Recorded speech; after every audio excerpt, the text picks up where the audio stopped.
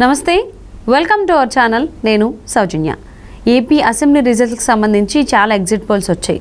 అందులో ఆరం ఇచ్చినటువంటి exit poll survey ఏదైతే ఉందో దాని గురించి చాలామంది చర్చించుకుంటూ ఉన్నారు. ఎందుకంటే ఆయన చాలా విషయాల్లో డబుల్ స్టాండర్డ్గా మాట్లాడుతూ ఉన్నారు.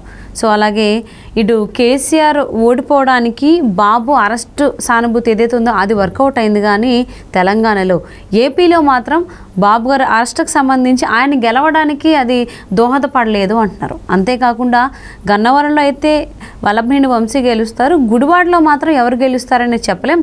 మ్యాక్సిమం ఎడ్జ్ అయితే టీడీపీకే ఉంది అనేటువంటి కామెంట్స్ కూడా ఆరామస్తాన్ని చేయడం జరిగింది. సో మరి ఆయన కామెంట్స్కి సంబంధించి వారి విశ్లేషణ మనతో పంచుకోవడానికి ఈరోజు మనతో పాటు ఉన్నారు సీనియర్ జర్నలిస్ట్ డివిఎస్ గారు ఉన్నారు. వారితో మాట్లాడదాం. నమస్తే అండి. నమస్తే. ఏదైనా ఎలక్షన్కి సంబంధించి రిజల్ట్స్ వస్తాయంటే ఎగ్జిట్ పోల్స్ అనేవి కామన్గా వస్తాయి. అన్నీ ఒక ఎత్తు అయితే ఆరామస్తానికి సంబంధించినటువంటి సర్వే ఎగ్జిట్ పోల్ ఏదైతే ఉందో అది కొంచెం చర్చనీయాంశమైంది. ఈవెన్ ఆయన వ్యాఖ్యలు కూడా. సో టఫ్ ఫైట్ ఎక్కడెక్కడ ఉందంటే ఆయన కొంచెం దాని గురించి ఫోకస్ ఎక్కువ పెట్టలేదు, అది అక్కడ తెలుస్తుంది అన్నటువంటి కామెంట్ చేశారు. చాలా లైట్ తీసుకున్నాను అన్నారు. సో అలాగే గుడివాడలో ఎవరు గెలుస్తారు అంటే గెలుస్తారు, ఎవరో ఒకరు గెలుస్తారని కామెంట్ చేశారు. పర్టికులర్గా గుచ్చి అడిగితే జర్నలిస్టు చెప్పారు. సో అక్కడ మాత్రం టీడీపీ ఎడ్జ్ ఉంది అనేసి అని. అండ్ అంతేకాకుండా చంద్రబాబు అరెస్ట్ ఏదైతే ఉందో ఆ సానుభూతి అనేది తెలంగాణలో కేసీఆర్ ఓడిపోవడానికి అయితే పనికొచ్చింది. కానీ ఆంధ్రప్రదేశ్లో చంద్రబాబు గెలవడానికి చంద్రబాబు అరెస్టు దోహదపడలేదు అని చెప్పి ఇలాగ డబుల్ స్టాండర్డ్గా ఆయన మాట్లాడుతున్నారు. సో ఆయన సర్వేని ఏ విధంగా చూసుకోవాలి, సర్వేని అలాగే ఆయన వ్యాఖ్యలను కూడా ఏ విధంగా మనం అర్థం చేసుకోవాలంటారు? ఆరామస్తాన్ సర్వే కోడిగుడ్డు గుడ్డు సర్వే. కోడిగుడ్డు మీద ఈకలు బీకటమే మస్తాన్ సర్వే గురించి చర్చించుకోవటం అంటే. ఇప్పుడు ఆరామస్తాన్ ఆయన ఆఫర్ మస్తాన్ అయిపోయాడు. ఏదో ఆఫర్, ఆయనకి ఏదో ఆఫర్ వచ్చిందని, జగన్మోహన్ రెడ్డి ఏదో ఆఫరు ఇచ్చాడని, మరి రాబోయే ఎన్నికల్లో జగన్ పార్టీ కనుక ఉన్నట్లయితే ఈయనకి ఎక్కడో సీట్ ఇస్తానని ప్రామిస్ చేశాడా, లేదు పెద్ద ఎత్తున ఆర్థిక ఇదేమన్నా ప్యాకేజీ తీసుకున్నాడా? ఇప్పుడు ఒక సెఫాలజిస్టు ఒక పార్టీ కోసమో ఒక నాయకుడు కోసమో తన వృత్తినే త్యాగం చేశాడంటే అతని సెఫాలజీని మనం క్వశ్చన్ చేయాలి. అతనికి అసలు సెఫాలజీ తెలుసా? సెఫాలజిస్ట్గా అతను మనుగడ ఉందా? తన కెరీర్నే ఇప్పుడు అతను పాడు చేసుకున్నది పరిస్థితి. దీంట్లో పడిపోయి ఈ వైసీపీతో సెయిల్ అవుతూ ఇవాళ సోషల్ మీడియాలో ఆయన వైసీపీ నాయకులతో ఫోటోలు, ఈ సర్వే వదలబోయే ముందు సజ్జల రామకృష్ణారెడ్డిని కలిశాడని, అక్కడ పలానా సజ్జల భార్గవ రెడ్డితో భేటీ అయ్యాడని రకరకాల వస్తున్న దీంట్లో మనం ఇప్పుడు ఏంటి, చంద్రబాబు అరెస్టు ఏదో చెప్పావేంటి, చంద్రబాబు అరెస్టు కేసీఆర్ ఓటమికి ఉపయోగపడింది. కానీ చంద్రబాబు గెలవడానికి ఆయన అరెస్ట్ ఉపయోగపడలేదంట. అదే మనం అన్నది కోడిగుడ్డ అన్నది అదే అనమాట. ఇప్పుడు ఏ విధంగా డబుల్ స్టాండర్డ్స్,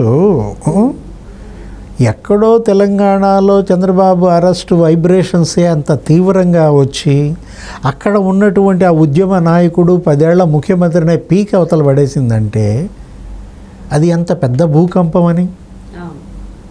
ఎక్కడొచ్చింది ఆ భూకంపం? ఆంధ్రప్రదేశ్లోది. చంద్రబాబు అరెస్టు తెలంగాణది కాదు కదా. చంద్రబాబు అరెస్ట్ జరిగింది ఆంధ్రప్రదేశ్లో. ఆయన ఇప్పుడు విభజిత రాష్ట్రానికి మాజీ ముఖ్యమంత్రిగా. అక్కడ భూకంపం వస్తే ఇక్కడ కదిలింది భూమి. ఇక్కడ భూమి కదిలి బీఆర్ఎస్ కాస్త భూస్థాపితం అయిపోయింది.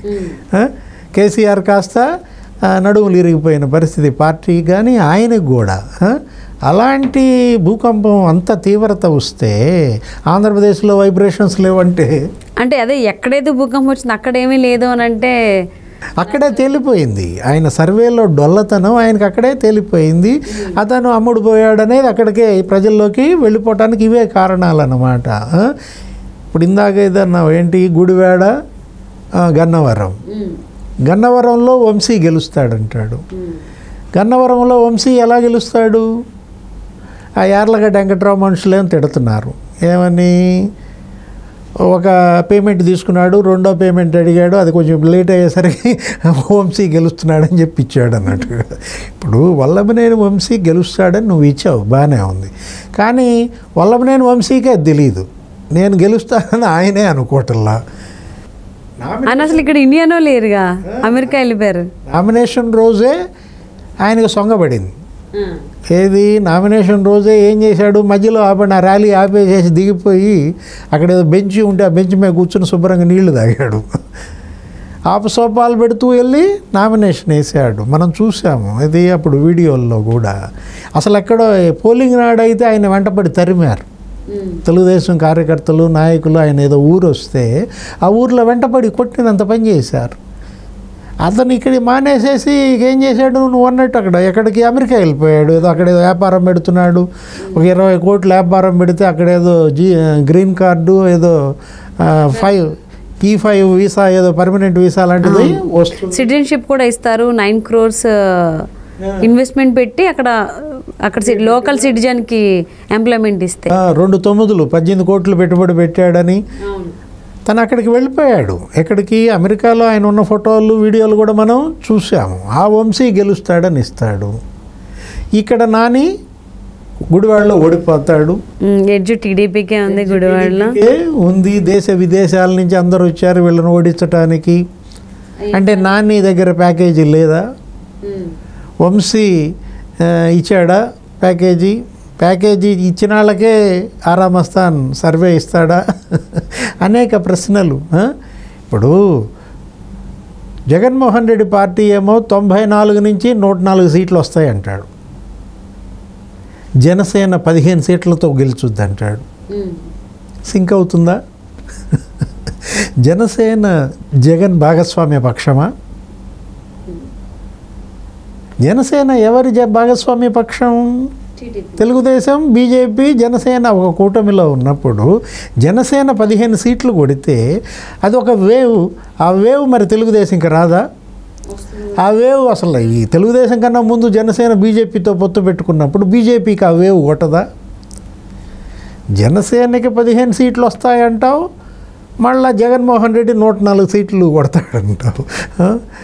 డొల్లతనం, డబుల్ స్టాండర్డ్స్ అనేది అక్కడే కనపడుతోంది. అంటే వాస్తవం ఆరామస్థానికి కూడా తెలుసు, కానీ ఆ వాస్తవాన్ని అంగీకరించడానికి అతను సిద్ధంగా లేడు, చెప్పడానికి అతను సిద్ధంగా లేడు. అతను నోరు పెగలటం లేదు. అంటే నోరు మూసేశారు. దేంతో మూసేశారు?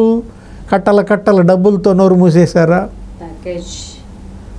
ఏదన్నా ఎమ్మెల్యే సీట్ ఇస్తామన్నారా? MLC seat ఇస్తామన్నారా?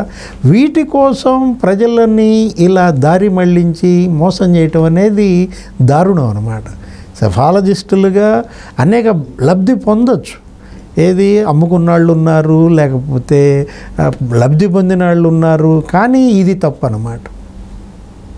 ఇప్పుడు ఇంకా కొన్ని గంటల్లో వాస్తవం బయటకు వస్తుంది.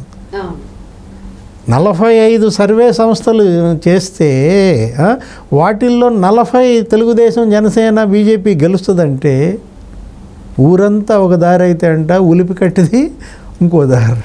కానీ ఆరామస్థాన్ ఎగ్జిట్ పోల్ సర్వే మాత్రం ఎవరు నమ్మడానికి ఇష్టపడట్లేదు. సో ఆయన ప్యాకేజ్ తీసుకునే చెప్పారు అనేటువంటి మాట ప్రతి చోట వినిపిస్తోంది. ఈవెన్ ఆయన పేరుతో వచ్చినటువంటి సర్వే తీస్తేనే. సో మరి చూద్దామండి సర్వేకి ఇంకా రిజల్ట్స్ సంబంధించి ఇంకా కొద్ది గంటలే సమయం ఉంది కాబట్టి తెలియడం కోసం. Thank you so much TVS గారు. నమస్తే.